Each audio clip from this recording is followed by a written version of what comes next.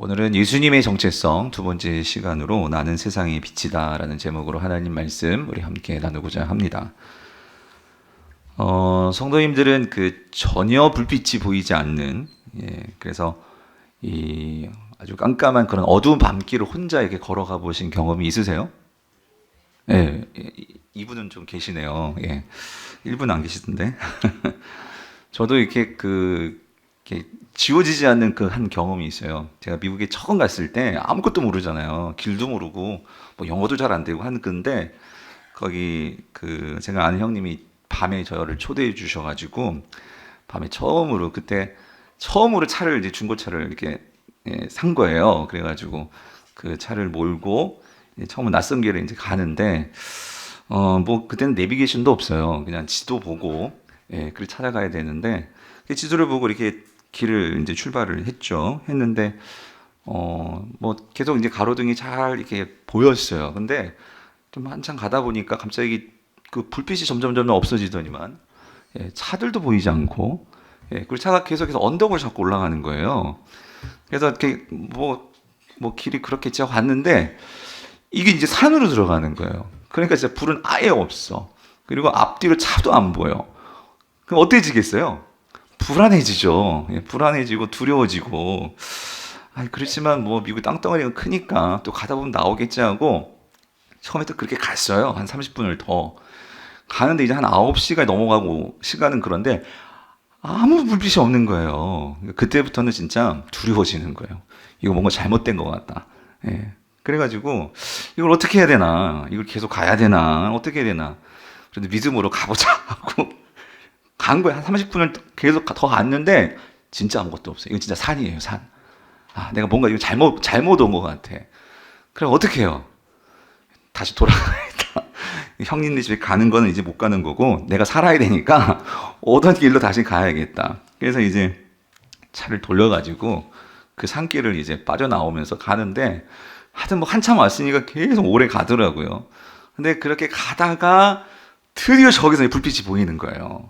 제가 이제 지나왔던 길이지만 그 불빛을 보는 순간 제 마음에 이 안도감이 확 오면서 이제는 살았구나 하는 마음이 들었던 그 경험이 지금까지도 항상 그때가 생각이 나요. 생생한데 잊혀지지 않는데 사랑하는 성도님들, 그러니까 이 어둠 속에서요 뭔가 이 불빛을 본다는 거, 그거는 참 우리에게 이렇게 안도감을 주고 또 우리에게 어떤 생명으로 인도해 주는 어떤 그런 소망을 갖게 만들어주는, 여러분 그게 불빛이 아닌가 그런 생각이 듭니다. 그런데 오늘 예수님이 어떤 이런 심정이 아니었을까? 예수님이 예수님에 대해서, 자신에 대해서 말씀을 하시는데 뭐라고 말씀하시냐면, 자 오늘 보면 8절 12절 다시 보면은요 이렇게 말씀하시죠. 나는 세상에 뭐예요? 빛이니 나를 따르는 자는 어둠에 다니지 아니하고 생명의 빛을 얻으리라 라고 말씀을 하시는 거예요. 이 말씀은 예수님의 이 요한복음에서 두 번째 자기 선포죠. 그래서 지난 시간에는 예수님께서 나는 뭐라고 하셨죠? 생명의 떡이다 라고, 우리 먹는 것을 가지고 그 중요성, 생명을 말씀하셨는데 오늘은 두 번째로 나는 세상의 빛이다 라고 주님께서 자기 선언을 하시는 거예요. 근데 여러분 이 말씀도 배경이 있습니다. 예수님께서 오늘 8장 12절 이 선을 하시기 전에 8장 1절부터 11절을 보면 예수님이 어떤 상황에서 이제 오늘 말씀으로 연결이 되냐면 8장 1절에서 11절은 예수님께서 이 간음하다가 이제 붙잡혀온 한 여인을 용서해 주시는 그 내용이 나오죠. 근데 이 내용은 사실 서기관과 바리새인들이 예수님을 시험에 빠지게 해서 예수님을 넘어뜨리기 위해서 함정을 파놓은 그런 일이었죠. 이들이 준비한 함정은 사실 이러지도 못하고 저러지도 못한 어떤 그런 함정이었어요. 내용은 가늠하다 한 여인을 붙잡았는데 그런데 이 붙잡은 여인은 이제 어떻게 해야 될지 예수님께 이제 질문을 하는 거예요. 근데 그 질문은 이렇습니다. 선생님, 그러니까 이 여인을 어떻게 해야겠습니까? 모세의 율법에 의하면 가늠한 여인은 돌로 쳐 죽이라고 했는데 그럼 예수님은 어떻게 하시겠어요? 이 질문을 하는 거예요. 근데 여기에서요, 그럼 답은 두 가지겠죠. 돌로 치든지 돌로 치지 말든지. 근데 돌로 치지 말라 하면 예수님이 어떤 법을 어기게 되냐면 뭘 어기게 될까요? 모세의 율법. 그 모세의 율법을 어기게 되는 것이고, 만약에 돌로 치라라고 하면 어떻게 될까요? 이러면 예수님께서 지금까지 뭘 말씀하셨냐면 용서해라, 사랑해라, 이 사랑의 율법을 말씀하셨는데, 그럼 자기가 말씀하신 것을 다 허물어뜨리는 거죠. 그리고 또 한 가지는 만약에 돌로 치라라고 말을 한다면, 근데 당시 그건 사형 죽이는 거잖아요. 근데 그 당시 지금 이 유대는 로마의 지배를 받고 있기 때문에 이 사형 언도, 형법을 다스릴 수 있는 것은 유대의 어떤 그런 그 지도자들이 아니었어요. 로마의 총독이었죠. 근데 예수님이 죽이라 하면 결국 또 뭘 어기는 거예요? 로마의 형법을 어기는 거거든요. 그러니까 이 로마법을 어기느냐, 모세율법을 어기느냐, 이 다 걸리는 거예요. 자, 이 상황에서 과연 예수님은 뭐라고 말씀하셨을까? 어떻게 합니까? 라고 이렇게 들이대니까 예수님은 갑자기 땅에 앉으셨어요. 그리고 땅에 뭔가를 이렇게 쓰십니다. 그리고 아무 말도 안 하셨죠. 그래서 침묵이 흐른 다음에 예수님께서 하신 말씀은 이 말씀이었어요. 죄 없는 자가 돌로 치라였어요. 죄 없는 자가 먼저 돌로 치라. 그러니까 이 말은 뭐냐면 예수님이 말씀하시는 거, 이 여인 마저 죄인이야. 가늠한 거 죄인이야. 그러면 모세가 말한 대로 돌로 쳐서 죽여야 돼. 그런데 단 너희들 중에 저 여인을 돌로 칠 자격이 있는 사람이 그럼 돌로 쳐서 죽여. 이 말씀이시죠. 즉 다시 말하면 이 말씀은 죄 있는 자는 죄인을 정죄할 수 없고 너희 중에 죄 없는 자가 돌로 쳐서 정죄하라는 거죠. 이 말을 들었을 때 여러분 그 자리에 있는 사람들이 어떻게 되었을까요? 죄 없는 사람이 있을 수 있을까요? 하나님 앞에서? 없죠. 다 죄인이죠. 그러니까 한 명씩 두 명씩 다 빠지더니만 나중에는 누구만 남았어요? 예수님하고 이 가늠한 여인만 남게 된 거예요. 근데 그 상황에서 이제 예수님께서 그 여인에게 이렇게 말씀하시죠. 뭐라고 말씀하시냐면 나도 너를 정죄하지 아니하노니 가서 다시는 죄를 범하지 말라. 예수님께서 이 말씀을 하신 거예요. 그리고 나서 이제 이어지는 내용이 뭐냐면 오늘 본문이에요. 그러면 예수님이 자기 선언을 하시죠. 뭐라고? 나는 세상의 빛이야 라고 말씀을 하시는 거예요. 자, 그렇다면 성도님들, 여기서 우리는 한번 이 질문을 해볼 필요가 있을 것 같아요. 8장 11절까지 이 사건과 이어서 곧바로 예수님이 자기를 가르쳐 주시거든요. 자기 선언을 하시거든요. 그러면 이 두 가늠한 여인의 이야기와 예수님의 자기 선언의 이 두 이야기는 무슨 관계가 있는 것일까? 여러분, 여기는 아주 중요한 연관성이 있죠. 특별히 요한이 이 요한복음을 저술을 하면서요. 그러니까 이 요한복음을 읽는 독자들, 그러니까 성도들이겠죠. 그 성도들이 8장 1절부터 11절까지 읽었어요. 예수님께서 죄인을 용서해 주시는 이야기를 읽었어요. 그리고 나서 요한이 그 다음에 연결해서 저술한 이야기가 오늘 예수님의 두 번째 자기 선언인 것이거든요. 그러면 요한은 어떤 것을 염두에 두고 이 가늠한 여인의 죄를 용서해 주는 이야기, 이거를 들려주고 나서 그 다음에 예수님은 세상의 빛이야 라는 이야기를 왜 요한은 이거 연결해서 저술한 것일까? 여러분, 왜일까요? 그것은 이거예요. 우리가 어떻게 해야 세상에서 죄를 범하지 않고 살 수 있을까? 그 비결을 말씀해 주는 거예요. 이게 무슨 말이냐면, 자, 여러분 다시 한번 생각해 보세요.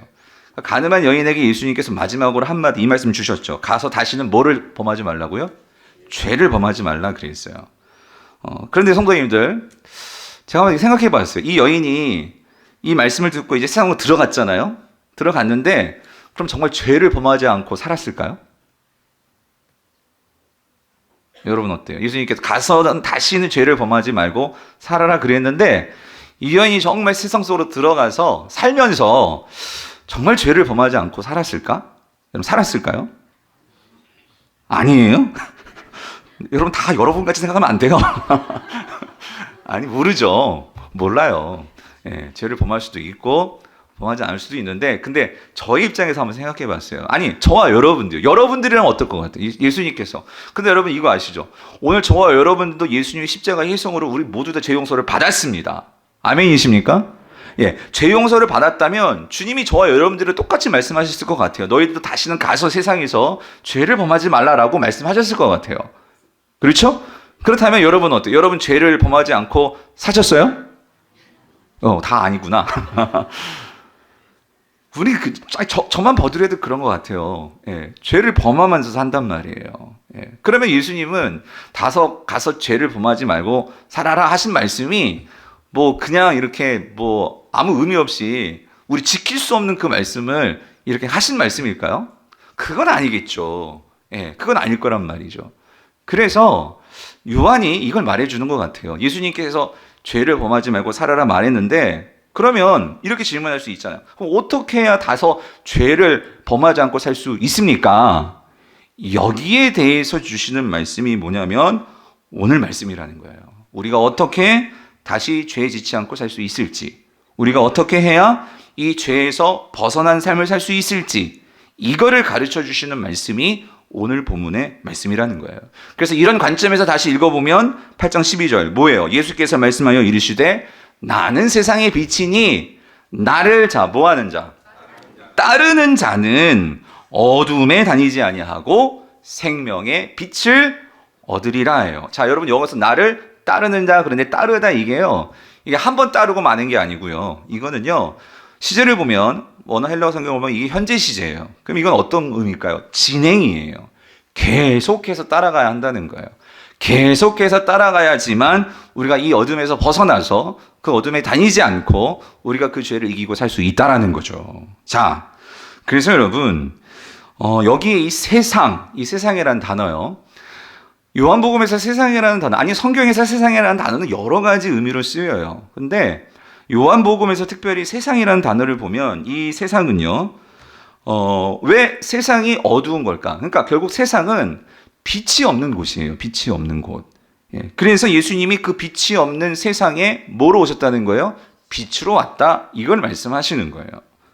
자, 여러분. 그런데 여러분, 빛과 어둠의 관계를 보면은요, 요한복음에서는 이 빛과 어둠이 참 많이 나와요. 근데 여러분, 이 빛과 어둠은 사실 이게 대조적인 거냐? 물론 대조적인 그런 의미를 가지고도 있죠. 그런데 요한복음에서 이 요한이 말하는 빛과 어둠의 관계는요, 어떤 서로 상반되는 그런 대조의 관계라기보다 이런 개념이에요.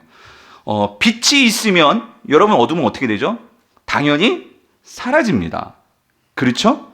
즉 어둠이 있다는 것은 거기에 지금 뭐예요? 빛이 아직 들어오지 않은 거죠. 그래서 요한이 지금 말하는 빛과 어둠의 관계는요, 이것이 어떤 상반되는 그런 관계의 그 설정이라기보다 요한은 이 존재의 개념이라는 거예요. 그러니까 어둠 속에 빛이 있느냐 없느냐 이것에 관심을 두고 요한은 말하고 있다는 거죠. 다시 말하면 예수님이 말씀하시는 어둠은 뭐냐면 그것은 절망의 상태이고 죄가 지배하는 상태인데 그 이유가 뭐예요? 뭐가 거기 없기 때문이에요? 빛이 없기 때문이라는 거예요. 다시 말하면 빛이 있다면 당연히 어둠은 물러가게 되고 어둠 가운데 다니지 않게 되고, 즉 빛이 있다면 성도는 어둠에 사로잡혀서 죄에 사로잡혀서 살게 되지 않는다는 거죠. 그래서 나를 따르는 자가 되어야 된다. 빛이 있는 자가 되어야 된다. 주님은 그것을 말씀하시는 거예요. 사랑하는 성도님들, 여기서 특별히 이 따르다라는 단어가요, 이게 헬라어로 아콜루세오라는 단어인데, 이 아콜루세오는요, 신약성경에서 한 90번 정도 나와요. 근데 참 재미있는 것은 이 90회 가운데 80번이 어디에 집중돼서 나오냐면 이 복음서에 집중돼서 나온다는 거예요. 서신서 말고 복음서에. 그러니까 마태, 마가, 누가, 요한복음에. 그럼 여러분 이거 뭘 말해주는 걸까요? 따르다라는 동사는 성경에서 복음서에서는, 근데 여러분 복음서는요, 누구의 이야기가 제일 많이 나와요? 예수의 이야기거든요. 그러니까 이 아콜루세오라는 단어는 그 단어 자체가 복음서에서는 누구를 전제로 한 단어냐면 누구일까요? 예수 그리스도시라는 거예요. 즉 따르다, 이 단어는요, 이 복음서 안에서는 어떤 의미를 갖는, 예수를 믿다라는 의미가 있고요. 그리고 예수를 정말 뒤따르다라는 의미가 있고요.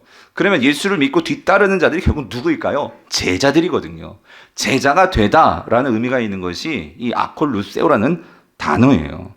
그래서 여러분 오늘 본문에서 나를 따르라 라고 예수님께서 말씀하실 때 이 따르다는 게 도대체 좀 더 구체적으로 어떤 의미일까를 생각해 보면, 여러분 따름의 첫 번째는 뭐냐면은요, 그것의 구체적인 모습은 믿음을 갖다는 거예요. 믿음을 갖다. 예수를 믿는다 그 말이에요. 여러분 우리가 예수를 믿지 못하면 따를 수 있을까요? 따르지 못하죠. 예수를 믿어야지만 우리가 그 주님을 따르게 된다는 거죠. 그러면 믿음에는 반드시 대상이 필요하고 내용이 필요한데 그럼 뭘 믿냐는 거예요. 뭐를? 요한복음은 특별히 우리가 무엇을 믿어야 되느냐? 말씀을 믿어야 된다라고 말을 해요. 말씀을 믿어야지만 우리가 그 말씀 속에서 빛을 얻게 된다는 거예요. 그래서 여러분 구약에서도 그런 말씀들이 많습니다. 이런 말씀들이 많죠. 특별히 시편 119편 105절을 보면 이렇게 말씀하시죠. 주의 말씀은 내 발에 뭐예요? 등이요 내 길에 뭐예요? 빛이니이다 라고 말을 해요. 어두운 밤길 등이 있어야 장애물이 있는지 없는지 알듯이 내 인생길에 나의 삶을 비춰줄 수 있는 것은 말씀이라는 거죠. 그래서 119편 111절 112절을 보면 이어서 이렇게 말합니다. 주의 증거들로, 이 말씀이죠. 내가 영원히 나의 기업을 삼았사오니 이는 내 마음의 즐거움이 되님이이다. 내가 주의 율례들을, 율례가 뭐예요? 이 말씀이잖아요. 그 말씀들을 어떻게 한대요? 영원히 행하려고 내 마음을 어떻게 해요? 기울였나이다, 여러분. 사랑하는 성도님들, 여러분 한번 잘 보세요. 여러분은 삶에서 무엇을 행하려고 하시나요? 무엇을 행하려고? 그러니까 무엇에 내 마음이 이렇게 기울어지기를 원하세요? 성경은 말씀하세요. 말씀에 기울어져야 된다. 내 마음을 말씀에 기울여야 된다. 왜요? 기울어져야 우리가 그쪽으로 움직이죠. 그렇죠? 우리가 기울어져야 그것을 행할 수 있다는 거죠. 즉 기울어진다는 것은 그것을 신뢰하기 때문에 기댈 수 있는 거예요. 믿기 때문에 기댈 수 있는 거죠. 말씀을 믿고 말씀을 행하려고 우리가 살 때에 우리 삶에 빛이 비춰진다는 거예요. 말씀 속에서 우리가 빛을 보게 되고 그 빛이 우리의 삶에 비춰질 때에 저와 여러분의 삶에 있는 모든 어두움들이 물러가게 된다는 거예요. 그 16세기에 존 칼빈이 이제 그 종교개혁을 할 때, 칼빈이 이제 프랑스에서 이제 종교개혁을 하다가 쫓겨나요. 도망을 칩니다. 그래서 스위스의 제네바라는 이 도시로 가게 되죠. 근데 거기는 이제 그 개혁 세력들이 이제 그 도시를, 거기 도시에 모여서 천주교가 아닌 이 개신교, 그 개신교가 지배적인 그런 도시를 형성하게 돼요. 자, 그런데 이 칼빈이 그 도시에서 이 제네바라는 도시를 이 거룩한 도시로 만들고자 그 꿈을 가지고 그 도시에서 개혁을 합니다. 실질적인 개혁을 하는데 그 당시 칼빈이 꿈꿨던 이 제네바라는 도시를 그 꿈꿨던 그의 모토가 뭐냐면, 그러니까 표가 뭐냐면 이거예요. 어두움 후에 빛이라는 그 표를 가지고 그가 이 빛 대신 예수 그리스도를 통해서 이 모든 제네바시의 사람들의 마음을 비춰줌으로 이 어두움을 몰아내므로 이 도시를 하나님의 나라 되게 하겠다라는 그러한 꿈을 가지고 실제 그 도시를 시정을 그렇게 해 나갔어요. 펼쳐 나갔어요. 그래서 이 칼빈과 그를 따르는 이 지지 세력들이요. 그래서 이 제네바시에 있는 이런 영적인 어둠을 몰아내기 위해서 한 일이 뭐냐면 부지런히 말씀을 가르치자. 하나님의 말씀을 가르치자라는 그러한 계획을 가지고 1541년에 이 제네바시를 운영하는 규정을 만들었어요. 근데 그 규정 가운데 하나가 뭐냐면 이거예요. 설교자가, 교회에서 설교자는 일주일에 6번을 반드시 설교하게 했어요. 6번을. 그런데 6번만 설교가 끝나는 것이 아니라 그리고 그 제네바의 시민들은 적어도 6번은 꼭 그 설교를 듣도록 했어요. 이거를 법률로, 조항으로 그렇게 만든 거예요. 그래서 자, 왜냐하면 여러분, 왜 이렇게 일주일에 6번 이 말씀을 꼭 듣게 하는 것일까요? 왜냐하면 듣고 배워야 눈이 열리고 듣고 배워야 믿음이 생기고 그리고 믿음이 생겨야 예수 그리스도를 진정으로 따를 수 있게 되기 때문이라는 거예요. 이것이 칼빈의 생각이었어요. 자, 근데 여러분, 이게 그냥 나온 게 아니라 로마서 10장 11절 17절을 보면 자, 이렇게 말씀하시죠. 사도 바울이 성경에 이르되, 말씀 좀 찾아주세요. 성경에 이르되 누구든지 그를 믿는 자는 자, 뭘 당하지 않아요? 부끄러움을 당하지 아니하리라 아니에요. 여러분 예수 그리스도를 믿는 자, 우리가 이 땅을 살면서 여러분 부끄러움을 당하지 않습니다. 여러분 믿습니까? 여러분 세상이 우리를 핍박하고 세상이 우리에게 뭐라 하는 것은 그들이 부끄럽기 때문이라는 거예요. 오늘 예수 그리스도를 믿고 말씀으로 빛을 비추임 당한 자들은 결코 부끄러움이 없죠. 그러므로 17절 믿음은 어디서 나는데요? 들음에서 나며 들음은 그리스도의 뭐예요? 말씀으로 말미암느니라예요. 사랑하는 성도님들, 여러분이 부끄럽지 않기를 원하십니까? 여러분의 삶이 밝게 빛나기를 원하신다면 여러분 말씀을 배우셔야 된다는 거예요. 여러분이 말씀을 배우고 그것을 행하고 그것에 여러분의 이 삶이 기울어질 수 있도록 여러분 그렇게 만드셔야 된다는 거예요. 그래야지만 오늘 우리에게 이 빛이 비춰지고 우리가 그 빛의 인도를 받을 수 있다는 것입니다. 이스라엘 백성들이 여러분 그 출애굽을 했어요. 출애굽을 해서 그들이 광야길을 걸어갑니다. 여러분 광야는 사람이 살 수 없는 길이죠. 근데 그들이 광야길에서 40년을 그들이 그 길을 가고 또 그들이 광야에서 살 수 있었던 것은 여러분 어떤 이유가 있었기 때문일까요? 우리가 잘 알듯이 특별히 광야의 밤은요 엄청 춥죠. 그리고 광야에 아무것도 없잖아요, 빛이. 그런데 하나님께서 그 광야에서 그들을 따뜻하게 해주고 또 그 밤길을 인도해주고 했던 것이 있었죠. 여러분 그게 뭐예요? 불기둥이에요. 불기둥. 여러분 이스라엘 백성들은 이 불기둥이 그들 앞에 있었기에 그들은 따뜻했죠. 그리고 그 불기둥을 따라갔기 때문에 길을 잃어버리지 않았죠. 그 불기둥의 인도가 있었다라는 거예요. 자, 근데 여러분 이 불기둥이 뭘까요? 근데 이 불기둥. 여러분 하나님께서 왜 불기둥을 그들에게 보내주신 것일까요? 여러분 이 불기둥은 사실 그들의 앞서 가시며 그들과 함께 하시는 이 하나님의 현현, 다시 말하면 하나님께서 내가 너희들과 함께한다 하는 것을 보여주시기 위해서 가시적으로 보내주신 것이 뭐예요? 그게 불기둥이죠. 그러므로 이 불기둥은요 하나님의 그림자죠. 하나님의 실체는 아니지만 하나님이 계시고 하나님이 함께함을 보여주는 그러니까 실체의 그림자라고 할 수 있겠죠. 자, 그렇다면 그럼 이 불기둥에 특별히 이 불기둥은 빛이잖아요. 이 빛의 정말 실체가 무엇일까요? 하나님은 이 앞으로 오실 이 불기둥과 같은 오늘 저와 여러분들의 이 땅에서 이 광야길 같은 인생길에서 오늘 우리들에게도 그런 불기둥이 있음을 우리에게 보여주시기 위해서 그런 실체가 무엇인지를 분명히 알려주시기 위해서 그 빛으로 우리에게 보내주신 그 실체가 있으시다는 거예요. 여러분 그게 누구세요? 예수 그리스도시라는 거예요. 그래서 요한은 지금 그거를 요한복음 안에서 여러분 요한복음 안에 이 빛이라는 이 표현들이 엄청 많습니다. 그런데 그 1장이 쫙 펼쳐지면서부터 요한이 선포하는 것은 이 빛에 관한 거예요. 빛. 그래서 1장 9절 10절에 보면 이렇게 말하죠. 참 빛 곧 세상에 와서 각 사람에게 비추는 빛이 있었나니 그가 자 어디에 계셨대요? 세상에 계셨다. 예? 그가 세상에 계셨다. 여러분 이 그가 누구일까요? 14절에 밝혀져요. 14절 말씀이 육신이 되어 우리 가운데 거하심에 우리가 그의 영광을 보니 아버지의 독생자의 영광이요 은혜와 진리가 충만하더라 해요. 할렐루야. 사랑하는 성도님들, 예수님은 이 땅에 거하시면서 우리에게 뭘 보여주셨을까요? 예수님은 하나님의 영광과 은혜와 진리가 충만함을 그의 삶을 통해서 그의 선포를 통해서 보여주셨던 분이 누구세요? 예수 그리스도시라는 거예요. 그 예수 그리스도는 이젠 불기둥이 아니라 인격으로 실제적으로 이 땅에 오셔서 하나님이 저와 여러분과 함께 하시고 그리고 하나님이 우리의 삶을 안아주시고 하나님이 우리를 보호하시며 영원히 함께 하시는 분임을 분명하게 드러내 주시는 분이 누구세요? 예수 그리스도셨다는 거예요. 그러므로 이 예수 그리스도를 믿는 자, 이 예수 그리스도를 따라가는 자들에게는 이 빛이 비춰진다는 거예요.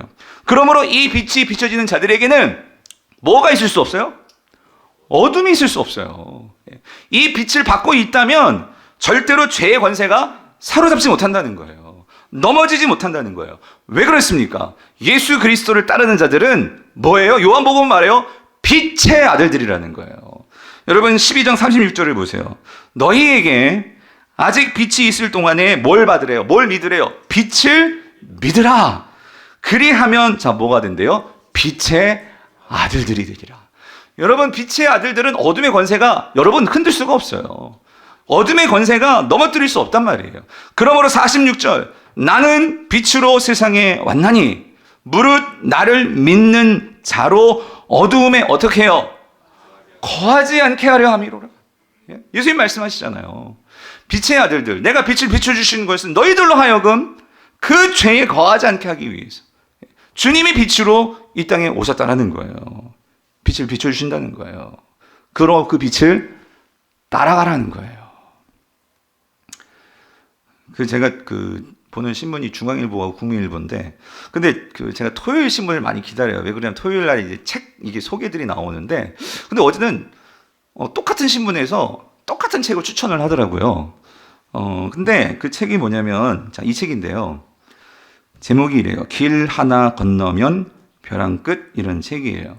근데 이 책이 어떤 책이냐면, 그 20년간 이 성매매 일을 하다가 이제 그 깊은 그런 어둠과 그 죄악의 그 수렁에서 벗어나서 자신의 삶을 적나라하게, 자기가 어떻게 그런 길에 들어서게 됐는지, 또 그 속에서 얼마나 그 상한 마음과 또 그 정말 치욕스럽고 하여튼 그런 과정들, 그리고 빠져나오게 된 하여튼 이런 체험을 적은 한 여인의 이야기예요. 실제 이야기죠.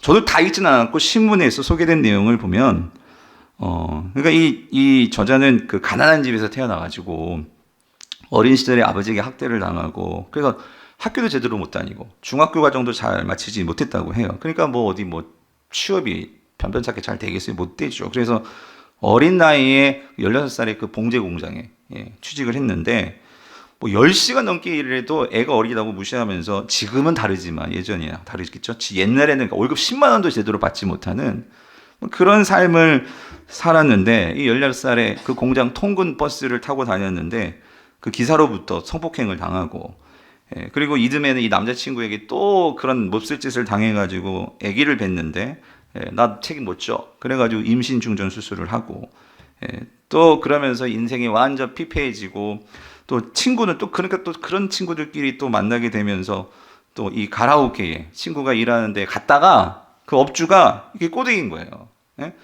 이렇게 눈만 질끈 감으면 집도 사고, 여기서 일하는 언니들은 돈을 벌어서 가게도 차리고 얼마든지 잘 사는지 몰라. 이 말에 너무 삶이 힘드니까 그 말에 그냥 헉 넘어가가지고, 그때부터 몸 다 이제 막 망가지고 업주의 꼬드김에 이제 돈 빌려서 그 돈의 빚에 올가매에 빠져가지고 20년은 이제 그렇게 산 거예요. 그렇게 살았는데, 감사한 것은 이 여인이 한 곳을 만난 거예요. 빛과 같은. 그게 뭐냐면 여성인권지원센터. 여기를 만나서 이들의 도움으로 결국 구원의 손길로 여기서 나오게 되었고, 이제 가족의 품으로 돌아가게 됐고, 그 내용이 이 책의 내용이더라고요. 근데 이제 이분이 이 책을 쓴 것은 정말 그 지난 과거를 생각하는 것조차도 고통이지만, 근데 마음이 이거죠. 자신처럼 이러한 불우한 환경에서 태어났다 할지라도 또 다른 자신과 같은 가슴 아픈 이러한 비극적인 그러한 소녀들, 그러한 자매들이 나오지 않도록 그런 것들을 막기 위해서라도 자신이 그 모든 과정들을 솔직하게 다 고백을 했다는 거예요. 그리고 또 한 가지는 우리 사회가 피로하기라고 그렇게 합리화하면서 이 성매매를 합리화하는 이런 궤변의 문화가 사라지도록 하기 위해서 철저하게 성매매는 없어져야 한다는 것을 밝히기 위해서 이 책을 썼다고 하더라고요. 근데 여러분, 그 저자 이름은요 밝히질 않았어요.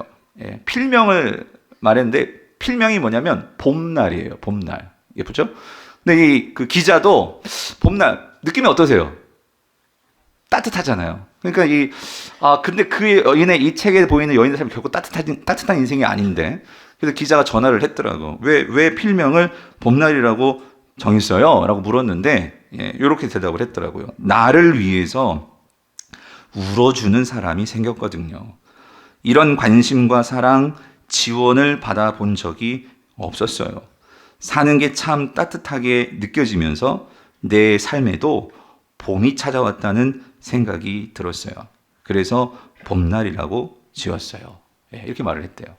여러분, 여기서 이 나를 위해서 울어주는 사람, 나에게 따뜻하게 한 말, 위로를 전해줄 수 있었던 사람, 이 사람들이 누구냐면 아까 말했던 이 여성인권지원센터에 있었던 그 사람들. 그래서 이 사람들을 만나고도 여러분 그렇잖아요. 그러니까 항상 이 돈이 궁하니까 또 옛날로 다시 돌아가서 그냥 어떻게든지 하루하루 버는, 어쨌든 쉽게 돈을 벌 수 있는 또 방법이, 또 그런 방법들이 있으니까 또 다시 돌아가고 싶은 어떤 그런 마음들이 있었지만, 또 그때마다 이 여인을 도와주고 또 위로해주고 했던 정말 그런 빛과 같은 그를 인도해 주는 분들이 바로 이 여성인권센터의 분들이었다는 거죠. 제가 이거를 읽으면서요 무슨 생각이 되면 오늘 본문이 이렇게 오버랩이 되는 거예요. 그러면서 정말 이 어두운 세상, 예, 정말로 이 여인에게 정말 어두워서 아무 어떤 창문 하나 없이 빛 하나 들어오지 않는 그런 세상에서 어떻게 살아갈지를 모르니까 여기저기 업소를 전전긍긍하면서 살아가는 이 여인에게 어디로부턴가 한 줄기 빛이 들어왔을 때 그 빛을 보고 따라 나갔을 때 이 여인이 거기서 그 지옥 같은 삶에서 벗어날 수 있었다라는 거죠. 그런데 여러분, 오늘 저와 여러분이 어떠냐는 거예요.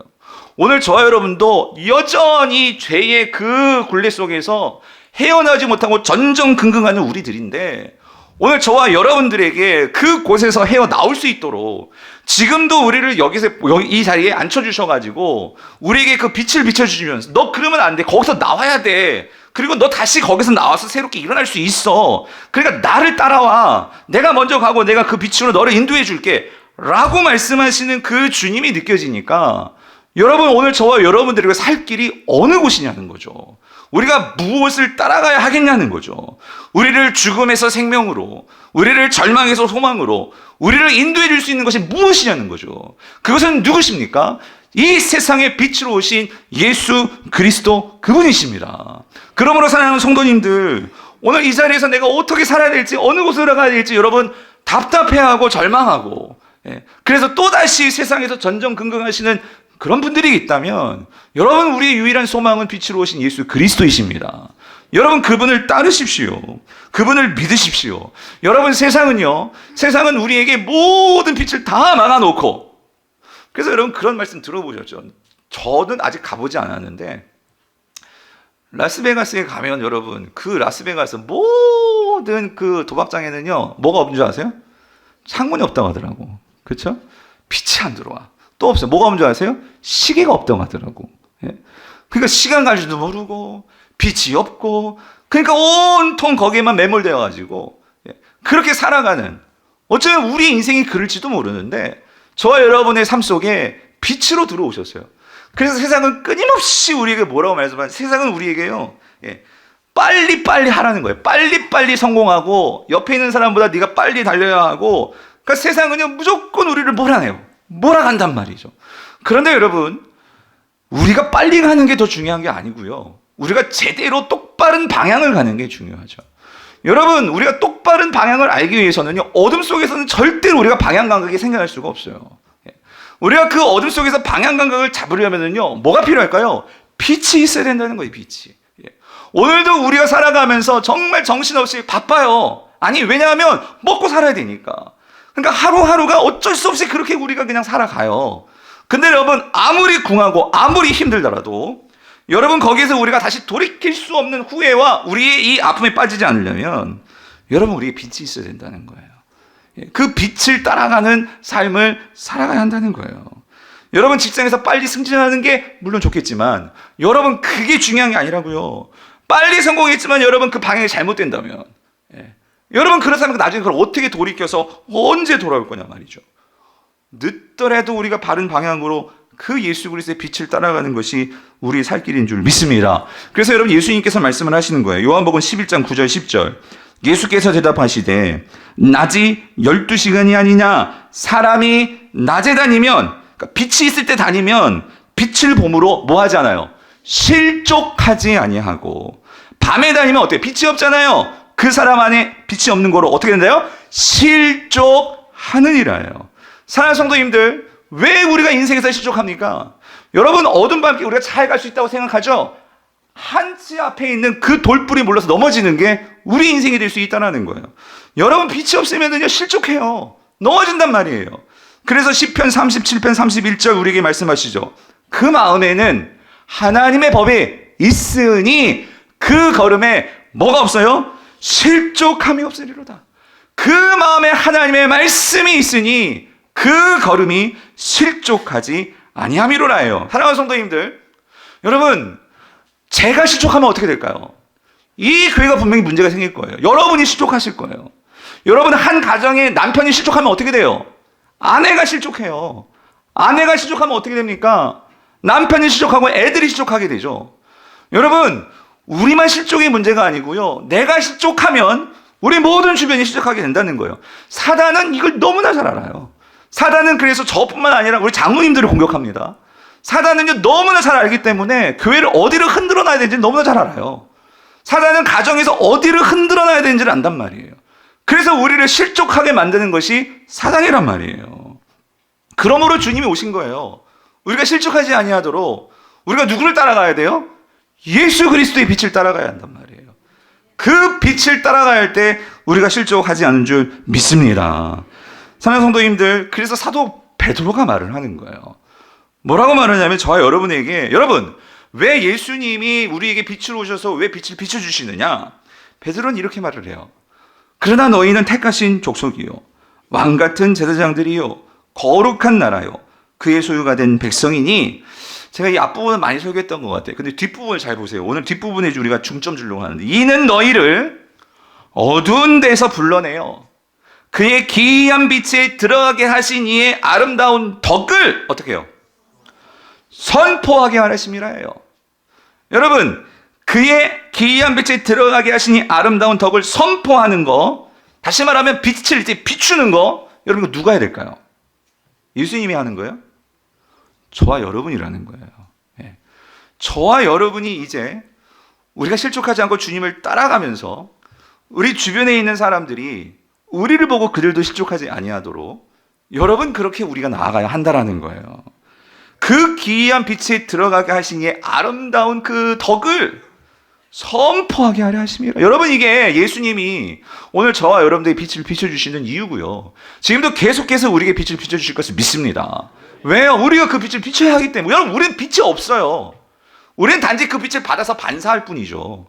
여러분의 가정의 어두움들을 몰아낼 수 있는 것은 주여 몰아내주세요, 그래서 내는 것이 아니고 여러분들이 빛을 비춰야 돼요. 여러분들이 그 빛을 받아서 그것을 어떻게 해요? 어두움들을 몰아내야 되죠.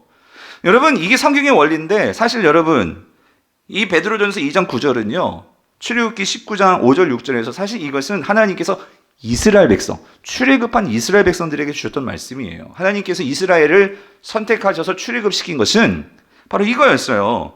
이스라엘을 선택해서 하나님이 그들에게 빛을 비춰주셔가지고 그 이스라엘 통해서 주님을 모르는 열방들이 그 이스라엘이 비춰주는 빛을 보고 그들이 하나님께로 나오는 것을, 하나님 그걸 꿈꾸셨어요. 그래서 이스라엘을 소유 삼고 백성 삼고 제사장 나라 삼으셨던 거예요. 근데 여러분 어떻게 됐어요? 여러분, 그들이 빛을 받았는데 여러분 그 빛을 잘 비췄나요? 여러분, 이사야서는요 분명히 이스라엘 백성들에게 이렇게 말씀하세요. 60장 1절 3점 일어나라, 빛을 발하라. 이는 내 빛이 이를 얻고 여호와의 영광이 내 위에 임하였음이니라. 보라, 어둠이 땅을 덮을 것이며 캄캄함이 만민을 가리우려니와 오직 여호와께서 내 위에 임하실 것이며 그의 영광이 내 위에 나타나리니. 나라들은 자 누구 빛으로? 너의 빛으로. 왕들은 누구 빛으로? 내 광명으로 어떻게 한대요? 나오리라 말을 했어요. 하나님이 이스라엘 통해서 비추시겠대요. 근데 여러분, 이스라엘이 이 빛을 잘 비췄어요? 아니요. 빛을 못 비췄어요. 오히려 그들이 어둠이 되어버렸어요. 예. 여러분, 오늘 하나님이 세상에 빛을 비추라고 그 이스라엘을 선택하셨는데 그들은 이 빛을 거부했단 말이에요. 그런데 여러분, 놀라운 게 뭔지 아십니까? 그럼 하나님이 그 이스라엘을 포기하고 하나님 나라를 버리셨을까요? 아니요. 이스라엘의 그 빛을 비추지 못하니까 하나님께서 어떻게 하신 줄 아세요? 그 빛의 근원을 이 땅에 보내셨다는 거예요. 그 빛의 본체인 예수 그리스도를 이 땅에 보내셔서 이 땅에 새로운 이스라엘을 세우시기 위해서 그 계획을 세우셔서 새 이스라엘의 대표인 예수 그리스도를 직접 보내시고, 그리고 그 빛을 이 세상 가운데 비추심으로 그 예수 그리스도를 믿고 따르는 자들, 오늘 저와 여러분들 통해서 계속해서 이 빛이 비춰지도록 주님은 여기에 교회를 세우시고 그 교회에 말씀을 주시고, 그리고 그 교회의 말씀의 삶을 보여주시고, 그리고 핏값으로 그 당신의 사랑을 우리에게 퍼부어 주셔서 교회로 하여금 그 예수 그리스도의 말씀을 따라 순종하고 그 말씀을 따라 살아감으로 교회를 통해 그 빛을 이 세상에 비추는 이 하나님의 계획을 세우셨다는 거예요. 이 계획 속에 저와 여러분이 있는 줄 믿으시기를 바랍니다. 그러므로 베드로가 이 관점에서 말하는 거예요. 2장 9절 다시 한번 보세요. 중간에 이는 너희를, 여기는 너희는 누구예요? 교회예요. 너희를 어두운 데서 불러내요. 그의 기이한 빛에 들어가게 하신 이의 그 아름다운 덕을 어떻게 해요? 선포하게 하려 하십니다. 여러분, 예수님의 꿈도 이거였어요. 예수님께서 이 땅에 오셔서 하나님 나라의 그 비전을 선포하는 것이 산상수훈이거든요. 근데 그 산상수훈 5장부터, 마태복음 5장부터 7장에서 예수님께서 그 하나님 나라의 꿈을 선포하시면서 오늘 교회에게 말씀하신 바가 뭡니까? 마태복음 5장 14절에서 16절. 너희는 세상의 빛이라. 여러분, 놀랍죠? 빛은 예수 그리스도인데, 근데 그 예수 그리스도가 이제 교회 보고 뭐라고 말씀하시면 이제 너희가 빛이래요. 우리 장로님, 권사님들이 빛이란 말이에요. 예? 우리가 이 빛을 비춰야 되는데 우리가 이 빛을 잃어버리면 안 되겠죠. 사단은 이 빛을 잃어버리도록 우리의 모든 에너지와 모든 것들을요, 세상을 향해서 복음을 증거하고 주의 영광을 위해서 그렇게 소진하도록 에너지를 몰아가지 않고요, 우리 안에서 서로 하나 되지 못하고, 우리 안에서 서로 정죄하고, 우리 안에서 서로를 미워하고, 여러분, 우리가 이런 데에 이 빛의 에너지를 쓰면 안 되겠죠. 우리가 정말로 너희는 세상의 빛이기에 이 빛을 비출 때에 산에 있는 동네가 어떻게 된대요? 숨겨지지 못할 것이요. 사람이 등불을 켜서 말 아래 두지 아니하고 등경 위에 두나니 이러므로 집안 모든 사람에게 어떻게 해요? 여러분, 첫 번째는요, 빛이 비치면 우리가 먼저 보게 된다는 거예요. 집 안에 있는 사람들. 맞죠? 그런데 여기서만 끝나는 게 아니라 빛은요, 여기 안에만 빛이 머물러요? 아니요. 빛은 퍼져요. 그래서 16절, 이와 같이 너희 빛이 이제는 세상 사람이에요. 사람 앞에 비치게 하여 그들로 너희 착한 행실을 보고 하늘에 계신 너희 아버지께 어떻게 해요? 영광을 돌리게 하라. 성도님들, 여기서 하나님께 영광을 돌리는 자들이 누구라고요? 누구예요? 누구요? 세상 사람들이에요. 놀랍지 않아요, 여러분? 너희 빛을 사람 앞에 비추게 하여 그 사람들이 그들로 너희 착한 행실을 보고 하늘에 계신 너희 아버지께 어떻게 해요? 영광을 돌리게 하라. 네? 여러분, 12월은 예수 그리스도가 오신 성탄의 계절입니다. 그래서 이 땅에 오신 그 예수 그리스도를 여러분 몰라요. 백화점은 막 화려한 조명빨에 막, 여러분, 그건 아무 의미 없는 조명, 빛이죠. 근데 여러분,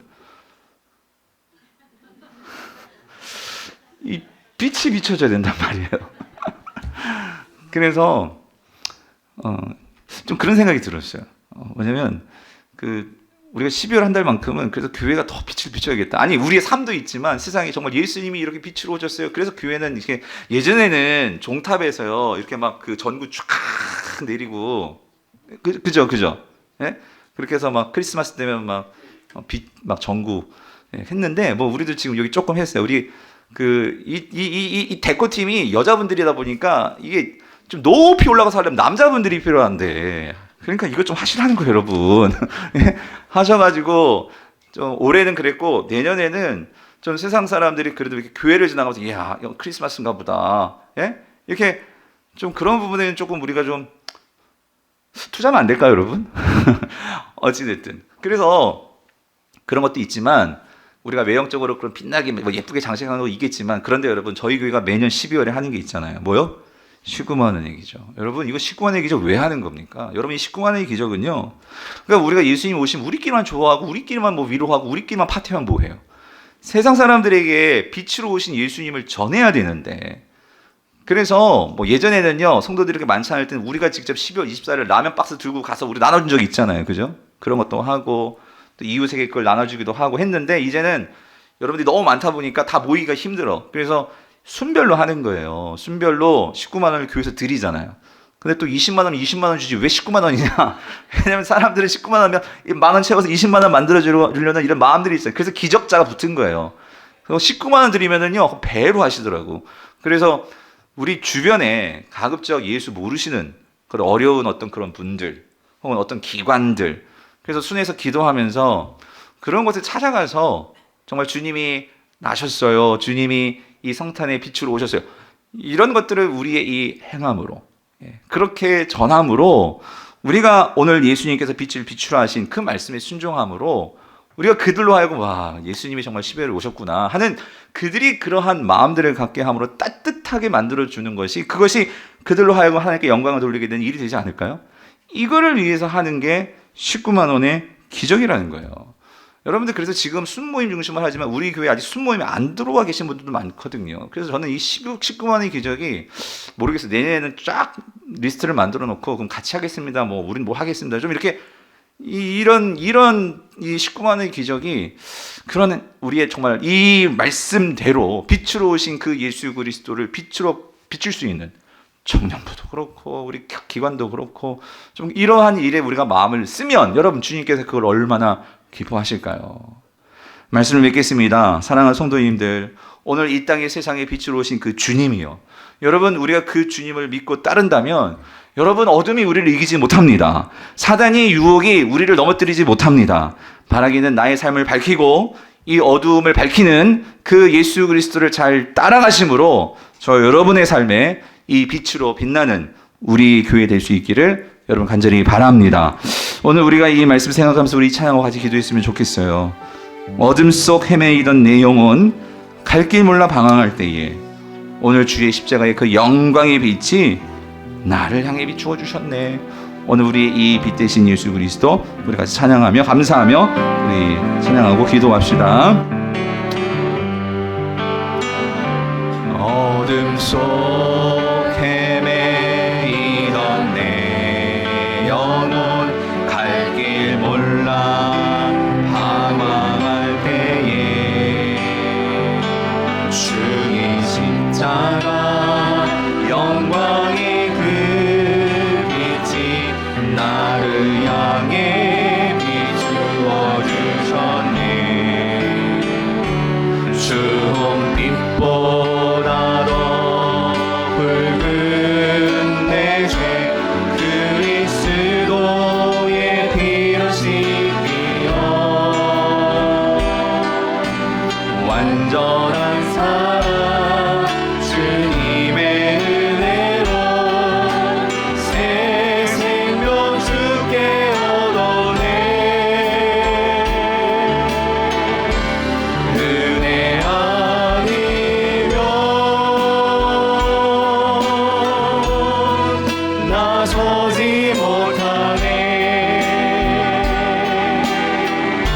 십자가의 그 사랑 능력 아니면 나서지 못하네. 은혜 아니면 나서지 못하네.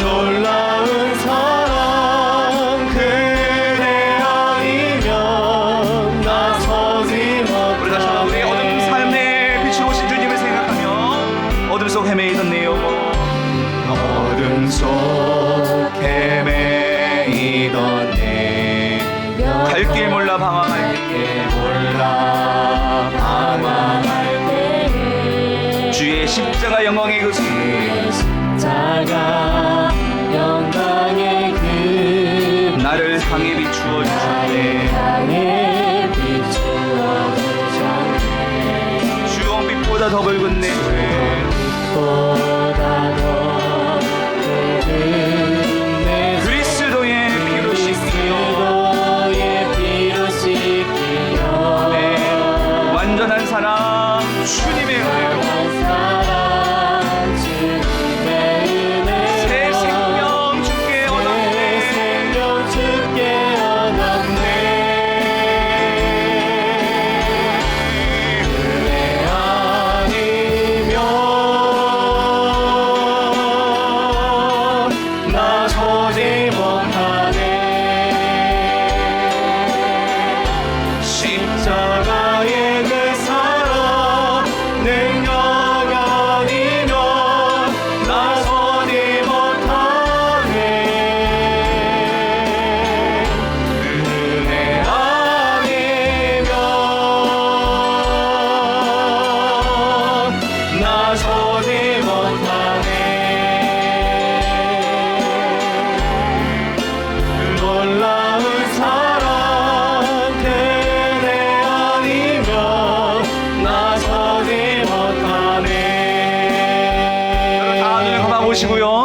여러분 삶 한번 돌아보십시오.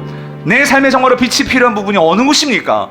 지금도 내 마음에 우울하고 불안하고 두렵고 떨리고 평안함이 없는 그곳. 여러분, 그렇다고 세상을 쫓아가면 내 마음에 그 평안함이 있을까요? 아니요. 주여 나에게 이 빛으로 인도하여 주시옵소서. 생명의 빛이 여기 있사오니 주여, 오늘 주님께서 이 말씀을 따라 우리가 주님을 믿고 따라감으로 나의 삶의 그 빛의 방향으로 나를 인도하여 주옵시고, 그 믿음으로 나아갈 때에 주여 나의 살 길이 열릴 줄 믿습니다. 주님 방황하지 아니하고 이제는 정말 그 주님만을 향하여서 나아가는 삶을 되게 해달라고 우리 다같이 말씀을 생각하시면서 동성으로 함께 기도하며 나아가겠습니다. 아버지 하나님, 아버지 하나님, 우리 사랑하는 모든 분들을 아버지요, 아버지요, 우리에게 이 빛이 필요합니다. 아버지, 세상의 빛으로 오신 예수 그리스도, 우리가 이 빛을 따라가게 하여 주시옵소서.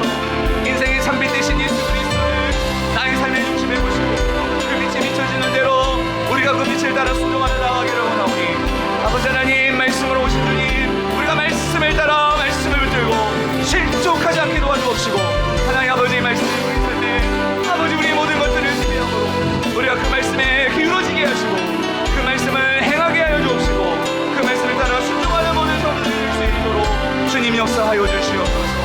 오늘 이 자리에 마음에 두렵고 우리 마음에 불안함이 있는 성도들, 주님, 우리가 조금은 늦을지라도, 하나님 시간이 걸릴지라도 우리가 하나님과 함께 바른 방향을 보게 하여 주시옵소서. 내 인생의 바른 방향을 보게 하여 주시옵소서. 내 인생의 신정으로 내가 걸어가야 할 참길을 보게 하여 주시옵소서.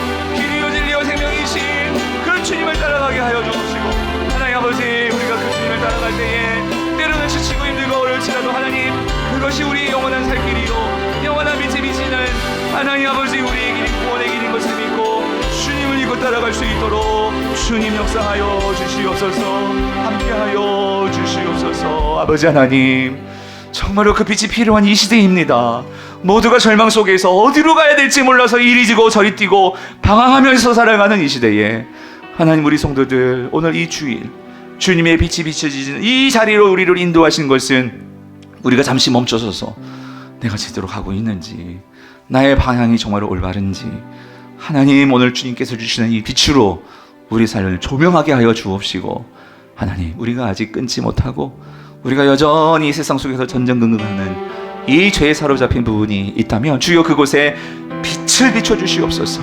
빛을 비춰주셔서 아버지, 수술실에서 강력한 그 빛을 비춰서 수술하듯이 우리에게 말씀으로 우리의 심장과 폐부와 모든 죄악들을 잘라내 주시고, 하나님 주의 말씀으로 우리를 소생시켜 주셔서 우리가 실족하지 아니하고 주님을 따라갈 수 있도록 주여 은혜를 베풀어 주시옵소서. 우리 모든 성도들 삶 속에서 주님의 빛된 그 영광의 자리에서 주님, 우리를 통해 우리 각 가정에, 내 사랑하는 남편, 내 사랑하는 아내, 그리고 내 자녀들에게, 그리고 내가 있는 나의 삶의 그 현장 속에서 나를 통해 그 빛이 내 주변에 보일 수 있도록, 비춰줄 수 있도록 역사하여 주셔서, 주님, 나로 인해서 주변 사람들 실족하지 아니하고 주님, 우리가 함께 다 일어나서 생명의 길로 나아가는, 회복의 길로 나아가는, 구원의 길로 나아가는 이 은혜의 역사가 일어날 수 있도록 주님 역사하여 주시옵소서. 감사하옵고 거룩하신 예수님의 이름으로 기도드립니다. 아멘.